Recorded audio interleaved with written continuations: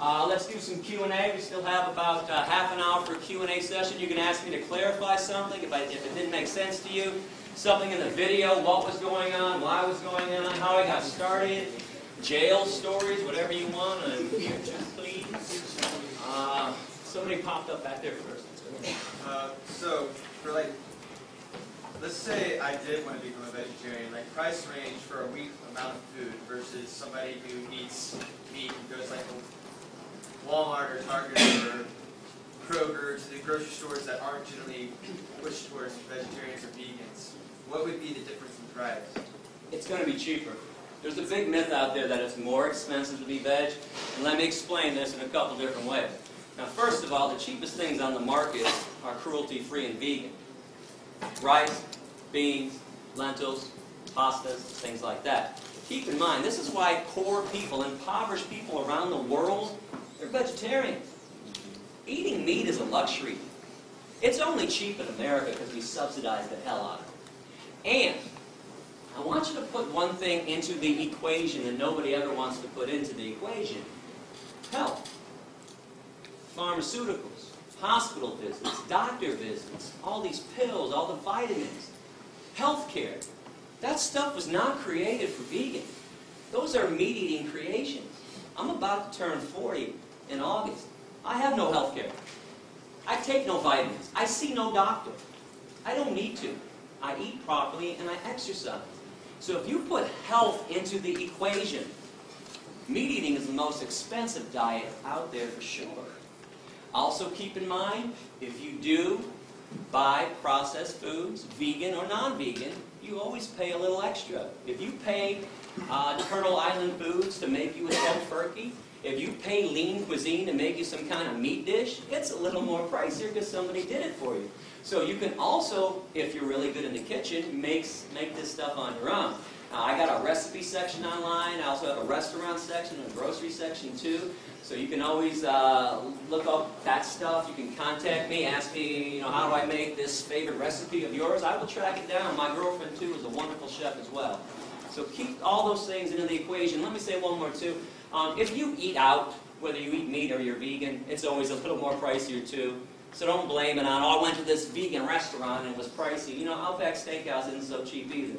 And Longhorn Steakhouse and all these other places too. And if you eat out at restaurants, places like Subway, their veggie sub, when they're not doing their $5 special, the veggie sub is always the cheapest thing on their menu on Italian bread and it's vegan.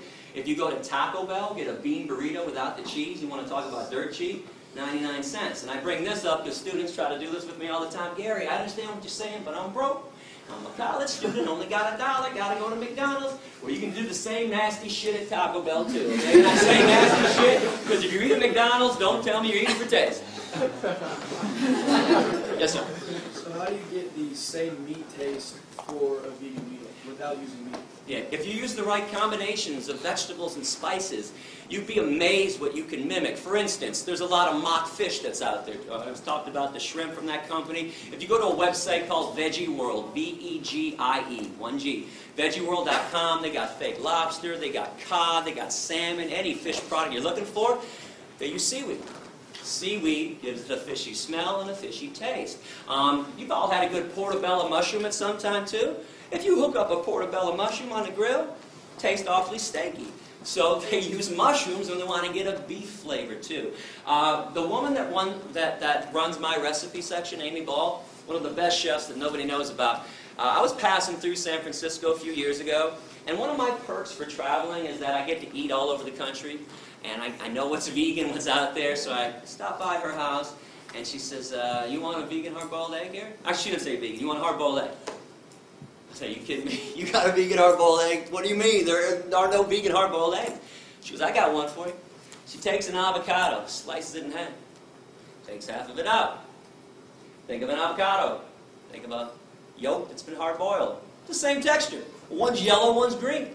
She takes the avocado, puts it on some vegan mashed potatoes that she made with hemp milk or rice milk, whatever her vegan milk of the day was. That mimicked the outside softness of the egg. She puts 2 dashes of salt on there and goes, take a bite. Holy shit. Vegan hard-boiled egg. So if you get really creative people in the kitchen, there are a lot of creative chefs out there, they can make anything taste like something else. So that's what they're doing. No chemicals. No chemicals. Yes? Some of these meat-alike foods, do they have to go to extra lengths, like add a lot of sodium or corn syrup? There's sodium in there for sure. Absolutely. And, you know, salt is something that gives things a lot of taste, so you might have to look out if you want to watch your sodium. But I don't want people to be concerned about sodium before you're concerned about animal protein, cholesterol, saturated fat, all the other things. It's kind of pointless. It's kind of like somebody smoking a cigarette in my face and going, hey, Gary, you should really smoke that weed. I'm like, what are you talking about? If you're doing something unhealthy, what's the point of trying to keep away something else that might be unhealthy for you? Yeah. From what I understand, the basic concept of veganism is not to exploit or harm living beings, right? Everything from, say, cows to even yeast.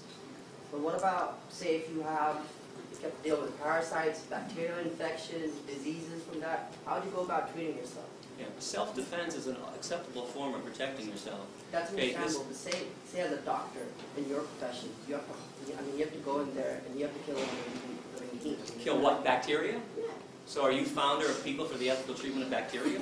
The only thing that bothers me when this is brought up is that you want to equate cows on the same level as parasites Oh and no, I'm bacteria. equating bacteria and yeast together. Okay, but do bacteria harm you most of the time?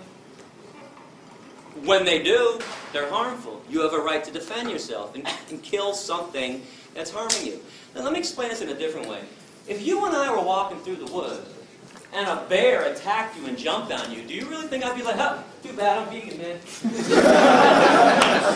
Okay, I would beat the shit, or try to beat the shit out of the bear and get him off of you. This is self-defense. You were attacked. But if some human jumped on you for no reason, I'd also protect you too. If bacteria are killing you and destroying your body, you have a right to destroy the bacteria that's trying to destroy you. Keep in mind, cows do not attack us. Chickens have never attacked a human being in history. Something else I'm kind of curious about, how come we think we're better than chickens when we kill 35 to 40 billion chickens every year on this planet? We've been doing this for thousands of years. How is the murderer more special than the murdered? How is the oppressor better than the oppressed? We got this stuff backwards. We're not better than them.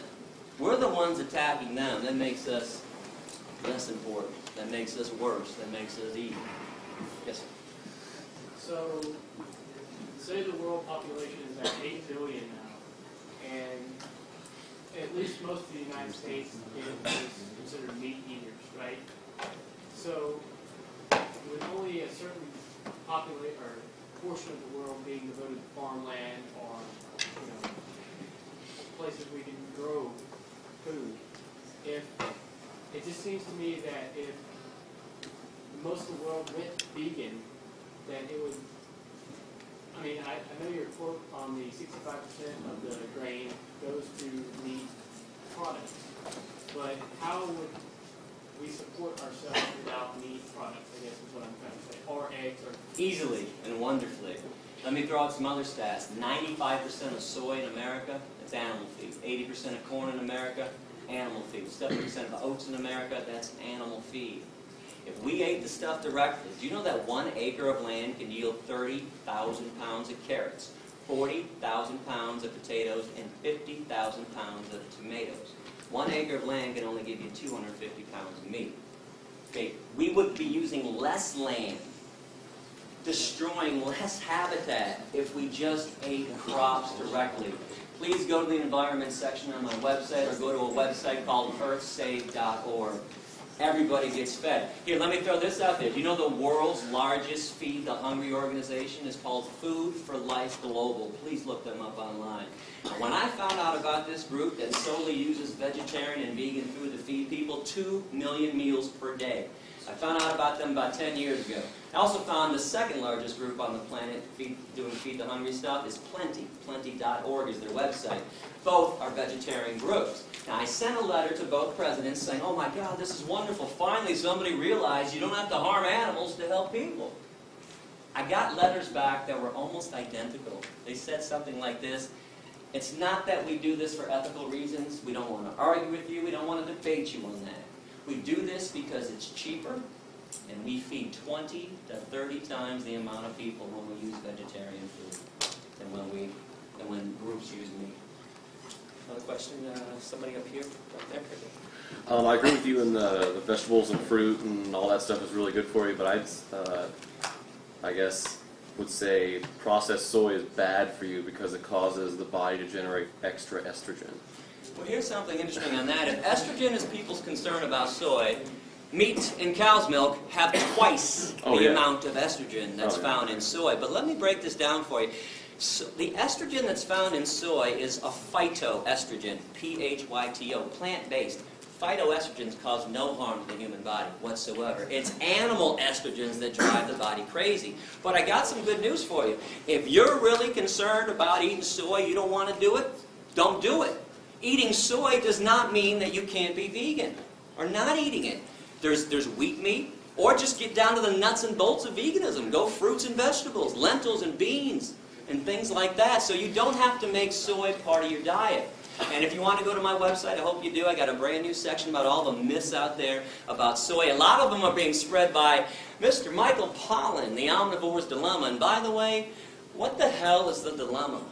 Is being kind instead of cruel really problematic to people? Michael Pollan, by the way, is a hunter, is an unpaid spokesman for the meat and dairy industries. Please do not go listening to the Food Incorporated movie or to his Omnivore's Dilemma book. He's nothing but Ted Nugent light.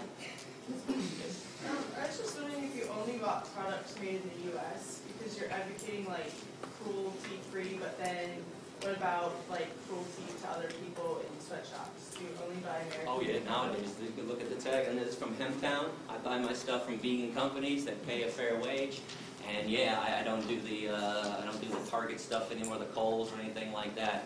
There are a lot of other issues to be concerned about, and I'm glad that this is brought up. But let's keep in mind the main form of cruelty on the planet is what we do with the animals. But please get involved in other issues like avoiding sweatshops, trying to buy locally and all that stuff. Do you find that it's affordable to buy? You know, I got 3 of these shirts. I just ordered them. They were $9 each, and they were dirt cheap too. It's not as difficult as people think to live ethically. It only seems that way because we're used to the other way, not caring about where products come from, not caring about what happens to other animals and to other human beings. What country were you kicked out of? Canada kicked me out first in 1999. This happened because in 1997 I decided I wanted to do more than just be vegan. I wanted to actually free animals who were being held captive. So I went to a mink concentration camp, a fur farm for animals, the Ebert's Fur Farm in Blenheim, Ontario. Now I'm from Michigan, so Canada's right across, half an hour, 45 minutes away. So I went to this farm and I opened up the cages for 1,542 mink. Now, mink in the fur industry are killed 2 ways. One, they have their necks manually broken. They take them out of a cage and snap their neck against somebody's knee, or they gas them back to the concentration camp stuff. Now, things went badly that evening.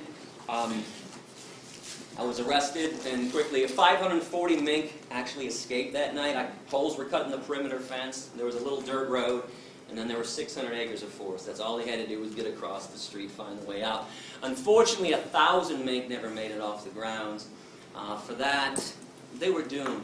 All I can give them or anyone else would be a chance to be free. I mean, let's face it, if you were all being held in captivity, you were going to have your neck snapped, your skin ripped off your body so somebody else could make a pair of slippers. You'd all be going, man, I hope Gary's coming by tonight. Open up this damn cage, give me a chance. So I got arrested that night. I was put in maximum security, by the way. I was given a 6-month sentence. I did 77 days before they deported me and threw me out, made me persona non grata. And let me just tell you a quick little story, too. While I was in jail, I was with some pretty bad people, child molesters, rapists, murderers, people who tried to stab people. They were trying to teach me a lesson. They put me in one of the worst places around. So they put me in the unit on day 1, kind of a holding unit before they moved me to my unit. And there's a TV set on in the corner. And the alpha male's got the clicker, and he's 5, 5:30, 6, 6:30 news. Lead story in Canada that night. International terrorist Gary Yourofsky sent to jail tonight. Gary Yourofsky, international terrorist, sent to jail. I got international terrorist with every mention of my name. I'm from Michigan. It's Canada. I am now below.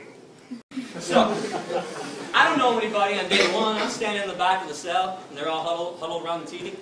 And they finally realize I'm in there with them. One guy's kind of standing like this, and he's looking around. Hey, that's the guy back there.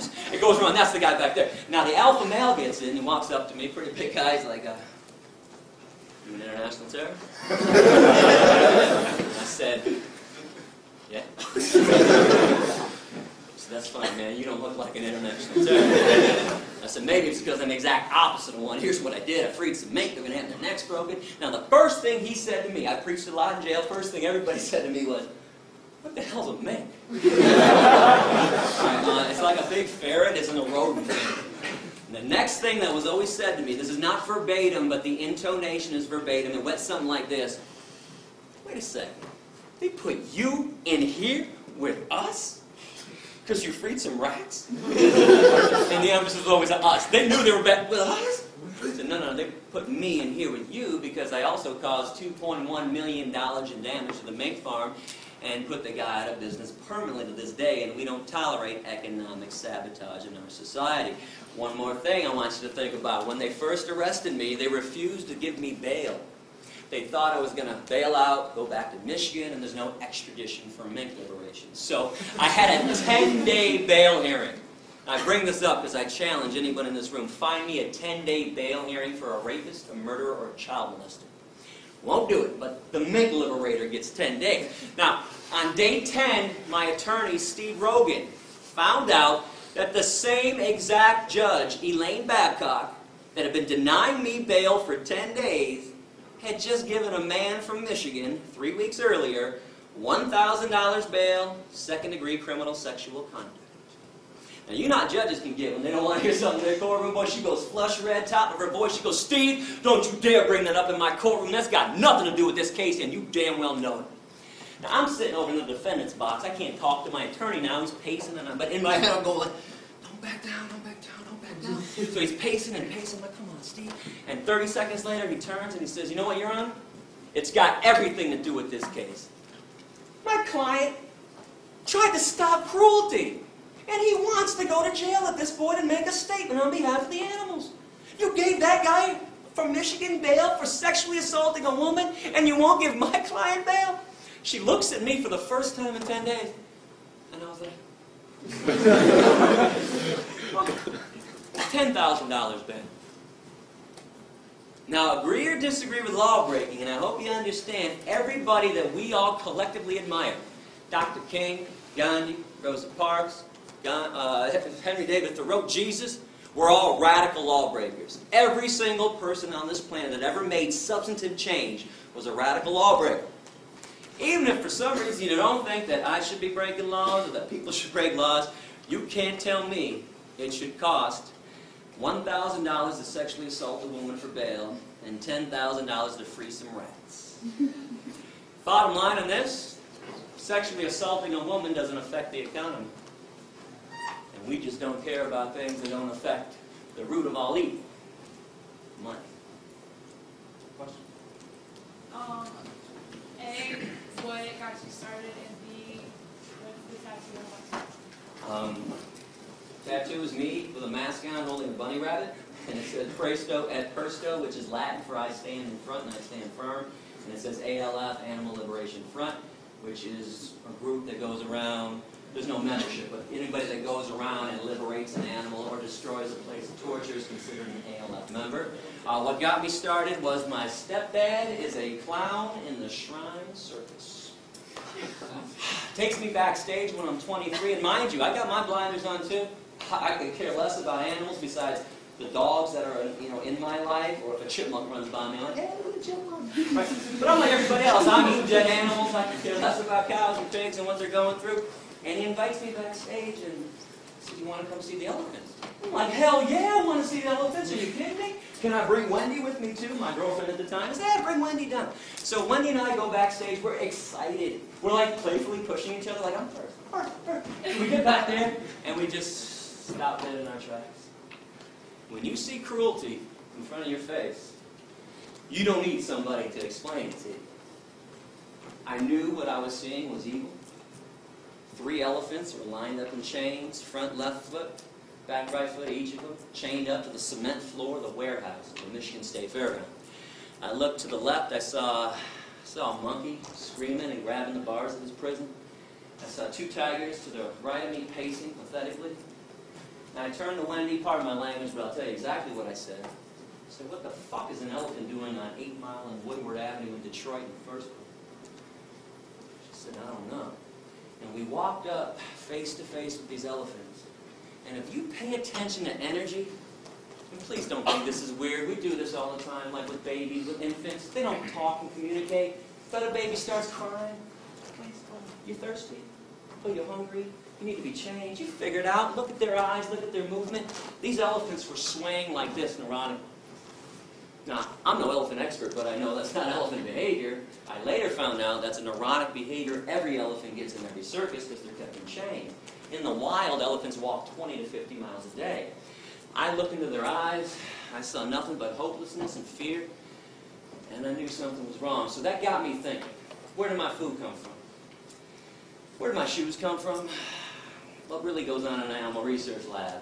So that's when I started investigating. I mentioned this earlier. I started going into the Thornapple Valley Pig Slaughterhouse. I started going into animal research labs. And I fought it at first, like everybody does, like most people do. I didn't want to stop eating the animals. What else am I going to eat? Salads all day long? I mean, it's really like, there's a myth out there that all vegans live off of is iceberg lettuce and tomatoes. Okay, that's not true. But that's what I thought too. So anyways, the more I thought about it, the more I realized I was a hypocrite. And here's a paradox I want you to think about. Why do we call some animals pets and others dinner? Why do we fight for the rights of certain animals to be happy and loved and safe?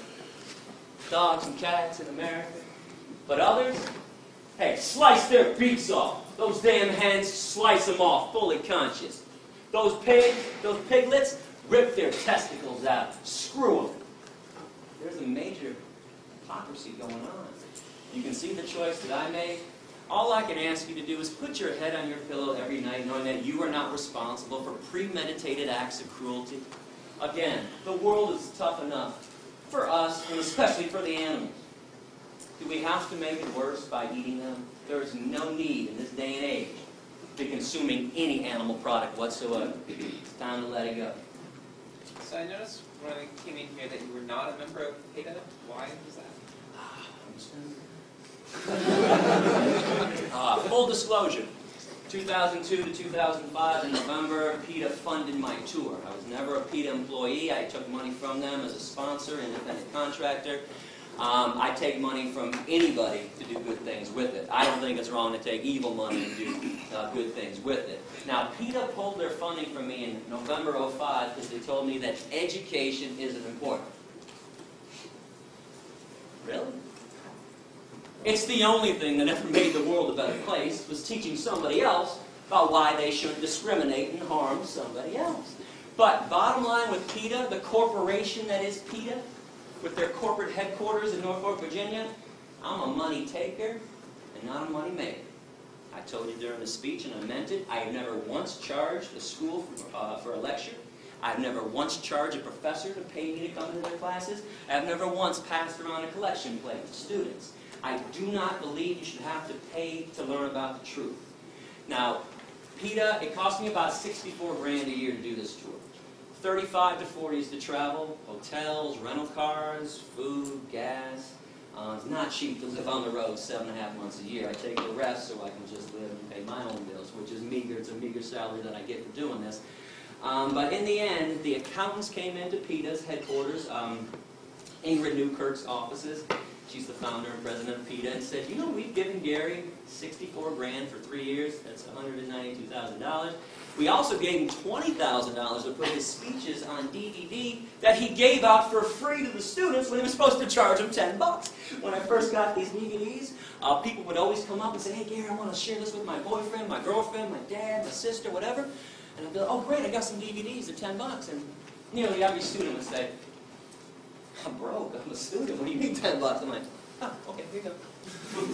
So I gave out at least 95%, if not more, of my DVDs. Well, PETA found out about that. They were pissed off, and I used to say, you guys make $25 million a year. You can't give out a couple thousand DVDs to people that are actually now begging to learn more about animal rights and veganism. So that, obviously ended our relationship when they pulled their funding from me. But something else, I always condemned PETA when I first started, while I took their money, and now that I don't take their money, I still condemn them. They exploit women. Their tactics are so ridiculous. They're always looking for a naked woman. Like Pam Anderson. They want to put Pam Anderson's boobs on billboards all the time. Now listen, I dig that Pam Anderson cares about animals, honestly. But her boobs don't make anybody go vegan. Now when I used to bring this up with Ingrid, she used to say, do you know how many people see those billboards than see your speech? I'm like, oh, it's not even close. Millions more. Are you telling me guys are walking through Times Square, New York City, there's Pam on a billboard, and they're going, holy shit, look at those tits. Let's get some tofu. There's no connection. No, listen, I understand why sex is used, why women are exploited to sell products. I don't like it. But if you tell guys, spray this on, and 12 women are going to tackle you in the hallway and have sex with you, boy, guys, or give me some Axe, spray it all over me. You tell a guy, you're going to get laid if you buy a Harley. Boy, guys want to go get a Harley. But you show Pam Anderson's boobs, nothing. In, out. Doesn't do anything. And there's a lot more horrible things going on in PETA. I actually have an essay on my website. If you click on other animal rights issues, I have an essay entitled What's Wrong with PETA and What's Wrong with the Humane Society of the U.S., which is nothing but an animal welfare group that doesn't want to see the free animals at all. That's what's You mentioned the pet thing earlier. How do you feel about if you have pets that are carnivores and feeding them meat? Bad idea. Now, let me preface this. I do not challenge anybody's love for their dog or cat. If you're a sane person, sane people who have dogs and cats treat them like family members, unlike Michael Vick. But you brought up a major problem with them. Now, number one is they're carnivores. Now, this means we have to enslave and kill more cows, pigs, chickens, turkeys, and fish to feed the dogs and cats that we like more than the cows and the pigs. Now, hear me on this. I don't care what carnivores do on their own in the wild. Couldn't care. I got the Planet Life series, Planet Earth series. I watched the National Geographic. I can watch a lion tear up a zebra to pieces. It doesn't bother me. But we have no business killing on their behalf. And I'll explain this in a simple way. Who's got a cat? Somebody's got to have a cat in front of somebody? Did you ever go outside and kill birds for your cat?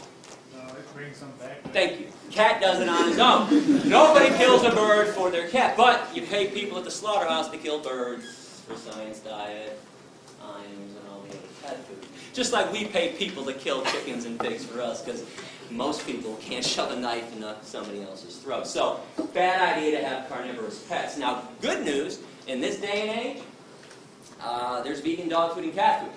Now, this being said, I am not here to turn your dogs and cats into vegan. I did not get kicked out of 5 countries. By the way, the other 4 countries somebody had were England, Northern Ireland, Wales, and Scotland.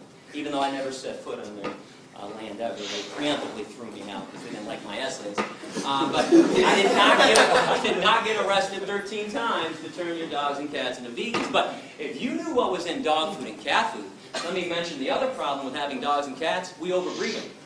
Every year we murder 5 to 10 million dogs and cats in our shelters every year. These are now slaughterhouses.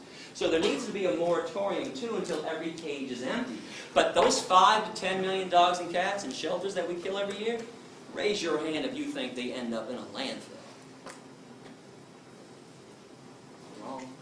Once a week, the rendering truck comes around, picks them all up and grinds them up and sells them to Science Diet, Alpo, and Iams, and all the pet food companies. So we're making our dogs and cats cannibals, and they don't even eat real meat that they would normally eat. I never talked about chemicals in all the animals that people eat. This is for you, too. This is a whole nother issue on the side that I'm more focused about ethics and stuff. Okay, but they eat chemically laced meat. They eat what's left on the slaughterhouse floor, things that we don't eat. Every time there's a meat recall or a spinach recall for E. coli, you don't think that stuff ends up in landfills, do you? Science Diet, and Alpo, and Iams. So this is why the vegan food is better for them. Now I want to show you something real quick. Actually, I knew this was going to happen this summer. I have never shown this before, but my dog Rex passed away in 2004. He was 15 years old. And Rex was a vegan for the last 9 years of his life. Nature's Recipe vegan dog food formula. Don't tell me Rex doesn't look wonderful, because he does. Because when I traveled with him, and he came with me a lot on the road, I took him to vets when I had to. Every vet freaked out and said, "Oh my God, you can't make your dog a vegan, Gary, because you're a vegan, he's a carnivore." I'm like, "Go ahead, do some blood work on him."